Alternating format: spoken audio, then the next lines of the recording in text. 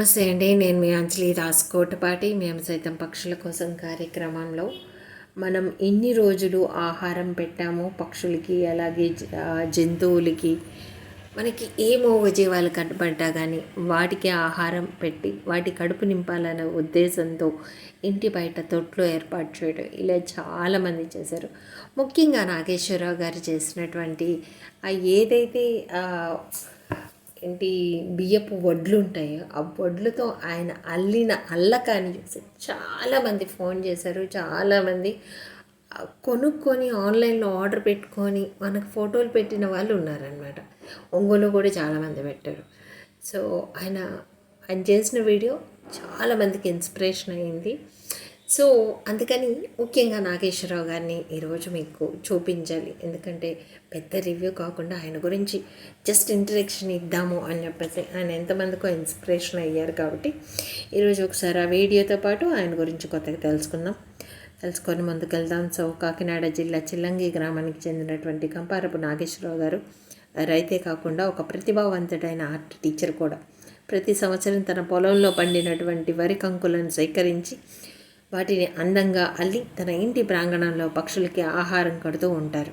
దీనివల్ల ఎన్నో పక్షులు వాటి ఆకలిని తీర్చుకోవడమే కాకుండా అటుగా వెళ్ళేటువంటి కోతులు, ఉడతలు, ఒకవేళ అందితే ఆవులు కూడా వాటిని తిని ఆహారంగా తిని వాటి కడుపు నింపుకుంటూ ఉంటాయి. మూగజీవులకు ఆయన చూపే ప్రేమ, కరుణ నిజంగా ఆదర్శప్రాయం చాలామందికి కూడా. సో నాగేశ్వరరావు గారు మాట్లాడే ప్రతి మాట ప్రకృతి పట్ల ఆయనకున్న ప్రేమ, జీవుల పట్ల బాధ్యత ప్రతి ఒక్కరు హృదయాన్ని మేల్కొల్పుతూ ఉంటుంది. రైతుగా ప్రకృతిని పరిరక్షించడమే కాదు, ఆర్ట్ టీచర్గా ఎంతోమంది విద్యార్థులను కళను వారి ప్రతిభను వెలికి తీసి వారిని మంచి కళాకారులుగా తీర్చిదిద్దడమే కాకుండా ఎంతోమంది ఆర్ట్ టీచర్లుగా తయారు చేసినటువంటి గొప్ప వ్యక్తి మన నాగేశ్వరరావు గారు. అండ్ ముఖ్యంగా పర్స్పెక్టివ్ డ్రాయింగ్. ఆయన పర్స్పెక్టివ్ అనేది మన డ్రాయింగ్లో బేసిక్ అనమాట. పర్స్పెక్టివ్ లేనిదే పెయింటింగ్ లాగే అనిపించదు. సో ఆయన స్పెషలిస్ట్ దీంట్లో. ఎన్నో వందల మంది విద్యార్థులను చిత్రకళలో శిక్షణ ఇచ్చారనమాట. పక్షుల ఆహారం పెట్టడమే కాదు, వాటిని ఎలా కట్టాలి, ఎలా కడితే మనకి బాగా ఉంటుంది, ఆ కుచ్చులాగా ఎలా చేయాలి అనే దాని గురించి సారు సూపర్గా వివరించారు. రైతుగా ప్రకృతిని ప్రేమిస్తూ, ఉపాధ్యాయుడిగా కళను పంచుతూ సమాజానికి స్ఫూర్తినిచ్చే వ్యక్తిగా శ్రీ కంపారపు నాగేశ్వరరావు గారు నిజంగా అభినందనీయులు. Thank you sir. ఇది మీకు మాత్రమే. నేను ఎందుకు చెప్తున్నా అంటే మీది 3వ వీడియోనో 4వ వీడియోనో మిమ్మల్ని చూసి చాలామంది నాకు ఫోటోలు చాలా పెట్టారు. సో అందుకని ఈ స్పెషల్ వీడియో మీకు.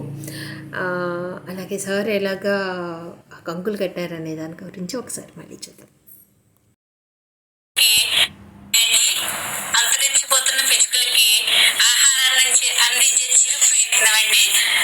చిల్లంగి గ్రామంలో కంబర్పు నాగేశ్వరరావు గారు అనే రైతు, రిటైర్డ్ టీచరు, పిచ్చుకలకి ఆహారాన్ని అందించి దేవాలయాల్లోని, పొలాల్లోని, వీళ్ళ దగ్గర పిచ్చుకలకి ఆహారాన్ని అందించే చిరు ప్రయత్నం అండి. ఇది అంతరించిపోతుందండి. ఇది ఎలా కడుతున్నారో మీరు జాగ్రత్తగా అబ్జర్వ్ చేయండి ఫ్రెండ్స్. ఇలా గుళ్ళలోని, ఆలయాల్లోని ఇలా పెడుతూ ఉంటే పిచ్చుకలు వచ్చి నెమ్మదిగా తింటూ ఉంటాయండి. ఈ పిల్లలకు కూడా ఇది ఆస్వాదించే అవకాశం ఉంటుందండి. పిల్లలకు పిచ్చుకలు అంటే ఏంటో కూడా తెలియట్లేదు ఈ రోజుల్లో. మీకు దగ్గరలో ఉన్న పొలాలకు వెళ్ళి